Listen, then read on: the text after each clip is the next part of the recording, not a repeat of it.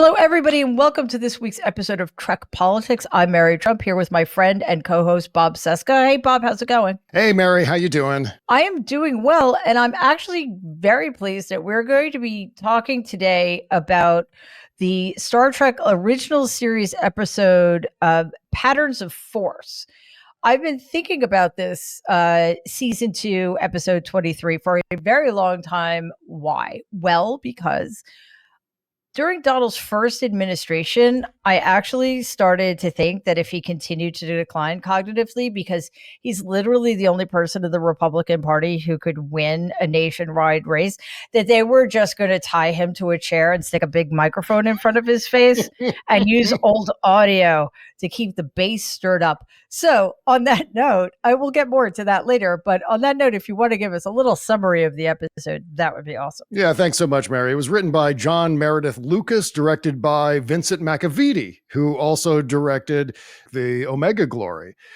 This is a much more successful episode, spoiler. And by the way, yes, spoilers throughout this conversation.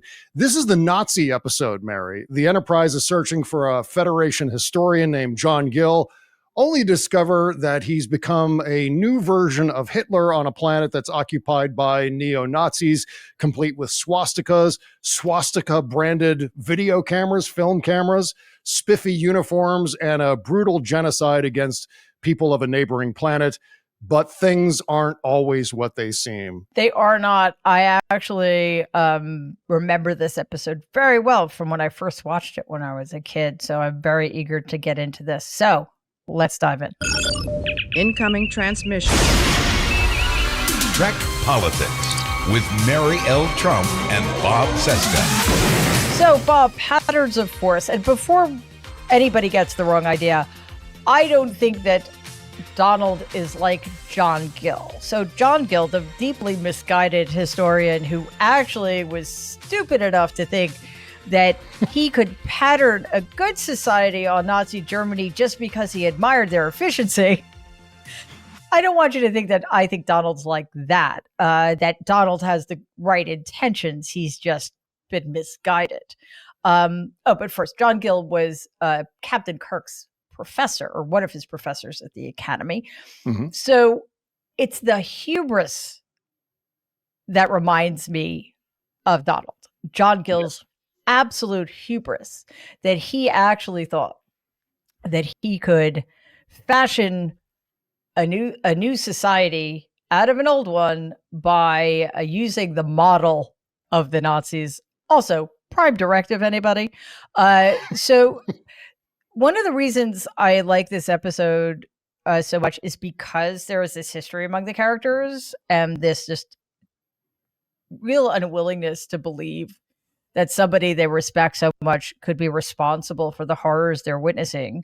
So I just wanted to get a sense from you, like what ways did this episode resonate for you, and how do you see it mirroring to any degree of what's going on right now? Well, right off the bat, Mary, the Melicon character has got to be Stephen Miller. I mean, you can kind of fill in any other people in Donald Trump's inner circle around there, maybe Steve Bannon when you go back to the first term, or Roger Stone, or any people. In fact, going back to previous administrations, people like Lee Atwater or Karl Rove, who are kind of implanting things into the heads of their bosses that may not have otherwise been there, but which they have a predisposition for. So obviously, Donald's got, as you know, many, many horrible instincts about the way the world works, about the way the United States functions.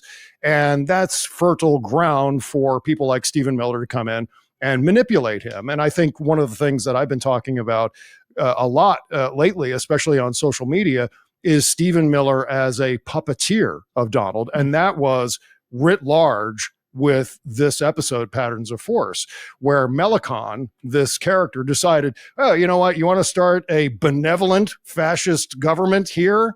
Well, I'm going to make it not benevolent anymore. We're going to start a genocide. We're going to do all the horrible things that Nazis did in 20th century America.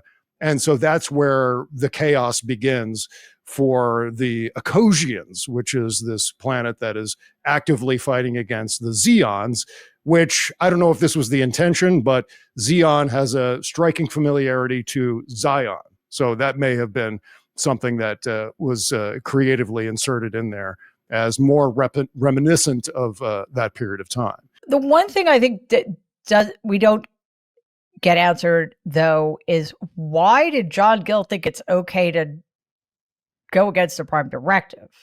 I mean, unless it's the same reason we always get. Things are so dire that in this one case, I'm going to make an exception. But other than that, I agree with you. I think it's damning with faint praise to say it's more successful than Omega Glory. I think it is a legitimately successful episode. And I actually even forgive it not taking place on the Enterprise. Like for whatever reason, the world they created didn't feel like someplace I didn't want to be. Well, I don't want to be in Nazi Germany, but you know what I'm saying. Like sometimes the away planets are just like really awful and poorly done. But this had a lot of verisimilitude, and it seemed like an actual place that could have existed.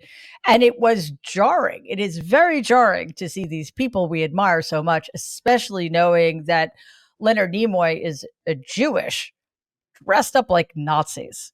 And I think that actually increased the power of the episode.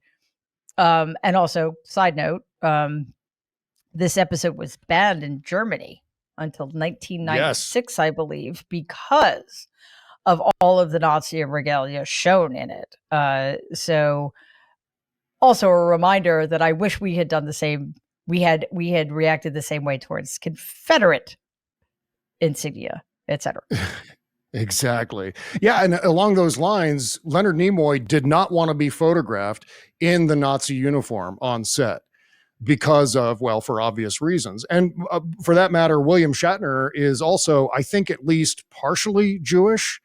So it was, I'm sure, a challenging episode for them to shoot, to be doing the Nazi salute and to have all those swastikas everywhere, including, as I said, with little stickers on the film cameras that they were using. Yeah. But I thought it was a fantastic episode for Nimoy, who does, I think, just an amazing job of acting human while in his Nazi disguise. So it's Nimoy as Spock, as a humanoid Nazi. It wasn't just Spock doing that kind of staccato, robotic Vulcan way of speaking. He brought out this more human aspect to his performance while he was trying to pass himself off as a Nazi. I thought that was really effective too.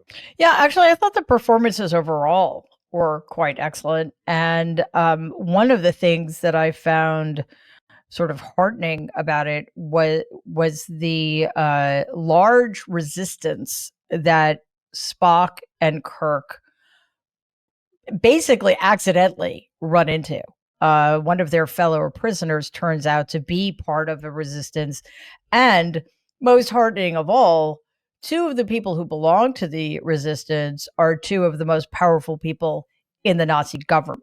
Yeah, and that was a really intriguing aspect of the episode, which was the underground resistance.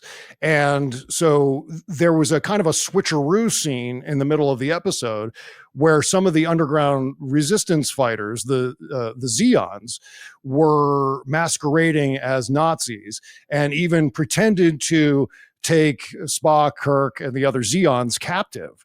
And that was kind of a test for Captain Kirk to see how he would react to make sure that he wasn't also an Ecosian / Nazi. So that was, I think, a neat little way to add a twist into the middle of that episode. So again, I think the overall construction of this episode was quite successful as these sorts of things go, with these other Earths and things that are strikingly recognizable as being something from our own history, down to the behavior and the uniforms and all the rest of it. Yeah. And I mean, despite the sort of surreality of that and the almost impossibility that anything like that would track so precisely anything that happened in Earth history, it still did resonate. And again, it reminded me of a couple of things. First of all, many years ago, well, it seems like many years ago, it really wasn't. In 2020, I had a conversation with somebody about the impending election and what's going to happen if Donald gets back into the White House. And I was reassured that there is a large population of people in the spread throughout the civil service who understand what's going on and are prepared to do whatever they can to make sure that America is protected. Now, that's being put to the test 5 years later, but I'm hoping that's still operative. And that would also include people in the military. So that knowing that there may well indeed be people placed high up in the government who are just playing a role so that when we get to that crisis point, they are going to be ready to stand up. That makes me feel better. And Kirk and Spock would not have been able to do what they did to get to John Gill and to start at least to help the Caucasians undo the damage. By the same token, hopefully we'll have that chance as well. Oh, yeah. The second thing that I alluded to at the beginning is this idea that weak leaders are perhaps more dangerous than any other kind because of how easily led they are. And again, John Gill had allegedly good motives for a renowned historian. He's an idiot, but that's the hubris. Donald is a weak leader because he's a weak man. And you mentioned Stephen Miller, and there is no doubt in my mind that Stephen Miller is probably the most important, not important, powerful person in the government right now. And that's what happens when you are a weak leader. The system bends towards you and other people fill the vacuum while you're allowed to go off and distract people with bread and circuses. And that's John Gill, propped up behind that microphone, tied to his chair, just spouting the party nonsense and keeping people wrapped up and ignorant and angered. Oh, yeah. And one of the main differences, I think, between Stephen Miller and the character Melicon, who was the power, the mind behind the throne, with John Gill being drugged and as essentially a puppet of Melicon, is that Melicon kind of had an ideology, kind of had something that he believed in. It was horrible and obviously fascistic. But Stephen Miller, I believe, is someone who doesn't have that. I don't think he has any core values. I think Stephen Miller is, and this is, sort of a deep dive into the dark web, which is, I think Stephen Miller's just an edgelord. I think he's really into just inciting people he doesn't like. He doesn't care exactly how he does it, but he takes on these extremist ideas, these radical ideas, just to incite his enemies, just to, as the term goes, own the libs. So there is that difference. I'm not saying that Melicon is at all redemptive by having some kind of idea, some kind of worldview, which Stephen Miller doesn't possess, but it certainly differentiates the two. So it's not exactly a one-to-one thing, but more in terms of Melicon / Stephen Miller as a puppeteer of this kind of figurehead who is standing in for everything, and a foolish figurehead at that. Just to make entirely clear, the fact that John Gill should have absolutely known better. And I don't know, Mary, would you term that as kind of a plot hole, or just something that is based on this guy's character, his just general foolishness to believe that there could ever be a benevolent fascist society? Well, I think arrogance makes you stupid.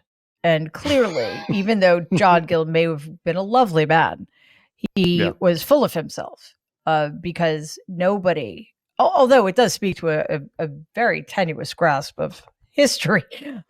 So I think it's probably the most glaring problem in the script, but the rest of it still works. Because we're not dealing with how it happened. We're dealing with the fallout of what this man accidentally, I guess, created. Mhm. And just getting back to Melanchthon and Stephen Miller, I think ideology notwithstanding, people like that desperately need divisive societies. They benefit from dividing the divisions that exist among us. And Donald is very, very good at Mhm. dividing people because it benefits him, right? It weakens us, it Yeah. benefits him. And then creatures like Stephen Miller sort of slither into the uh, the the chasms between us to exercise their power and create even more divisions, which empowers them further. So I think all the more reason not to make the mistake of creating an efficient society based on Nazi Germany. What's Mhm. the irony, of course, is that the Trump regime is indeed creating a fascist country, a fascist Yeah. government through inefficiency. Fascist governments are generally known for making the trains run on time. And this is absolutely the most incompetent fascist regime that you could probably cite in the history of fascist regimes. They can't seem to do anything correctly. And I think it speaks to, and we're switching universes here for a second, but in that great speech from Andor season 1, the amazing Star Wars series, that tyranny is fragile, it's brittle, it breaks, it's fearful, and can ultimately, I think, provide a degree of hope for those of us who believe in democracy. In that, I think this is a regime, the Trump regime, as you called it, is one that could eventually be broken, maybe through its own incompetence, but certainly through a concerted effort by those of us who believe in democracy to continue to undermine it. So you can subvert what happens even in a dominant authoritarian regime like this, right? Yeah, and I think another hopeful sign for us is that this has not been going on for that long. They've Mhm. had, don't get me wrong, I think that one of the reasons we're here is because we have never, the majority white population in America has never quite reckoned with the horrific institutionalized racism that has continued to exist. I would argue that while America was leading the charge against fascism during World War II, the American South was a closed fascist state. So, there is enough that is problematic with our history and our present that has allowed the room for what's happening now to happen. But just in Mhm. terms of the mechanisms Yeah. and the institutions, they've really only had about 8 years. Mhm. So I think that, plus the fact that there truly are more of us than there are of them. And hopefully, again, there are people of good intentions placed in positions who can help dismantle this thing from within, just as there were in this episode, Patterns of Force. Oh yeah, yeah. And with John Gill, there's a line that he speaks after they inject him with so many stimulants. I mean, they just got pumped with amphetamines or something after several hypo sprays. But once they finally get him to communicate, he says that the Nazi regime was the most efficient state Earth ever knew. And in fact, historians since then, and this goes back to the kind of idea of incompetence undermining this form of government, historians have since written that the Nazi hierarchy was a complete mess, filled with backstabbers and people undermining the regime and constantly headbutting. So, what maybe seemed efficient from the outside as a kind of facade, there was no real efficiency there after all. And I think that ended up uh, aiding the downfall of Nazi Germany. Certainly not the main thing that undermined it, but certainly didn't help with people trying to vie for power and undermining each other. And that's what history has taught us since. And then, once again, why does John Gill even say this? I mean, what did he miss in his studying of history that led him to Yeah. believe that it was the most efficient state Earth ever knew? that's a broad and really loaded thing to say, right? It is, and a couple of things. First of all, is efficiency really the most important aspect of a society we want to reconstruct? I would rather try to emulate a society that's empathetic and equal and cares about human rights, but that's just me. Yeah. But again, if efficiency is so important to him, what efficiencies in the Nazi government is he so admiring of? Because as you said, yeah, they made the trains run on time, but where were those trains going? So one of the biggest issues with this episode, despite the fact that the stories, the performances, I think the interplay between the characters was in some places actually quite moving. Oh, yeah. There's a really funny line right at the beginning of the episode when when Kirk and Spock are first putting on the Nazi uniforms. And Spock says to Kirk, "You should make a very convincing Nazi." And was Spock just razzing him, or did he legitimately think Kirk had Nazi-like features? After all, Vulcans don't lie. Yeah. Very Aryan. And then Right. at the end, another I mean, I'm assuming that part of it was how Kirk looked at the uniform. Spock had another costume-based joke when he was trying to tell McCoy how to get his foot into his boot. Okay, good to know. If your boot's too small, you have to point your. It's like, okay, that was really weird. But I think maybe it was they just knew that it was so heavy that they needed to inject a little bit of, if not humor, levity. Because it was, again, as actors, I can't imagine being asked to do something worse than putting on a Nazi uniform, except saying the N-word would be up there as well. So, the fact that they were able to do it so well is very impressive to me. And speaking of the N-word, there was, of course, plenty of anti-Vulcan racism in this episode. At one point, I think Kirk says to Spock, "We may make a human out of you yet." And then Spock appropriately replies, "I hope not."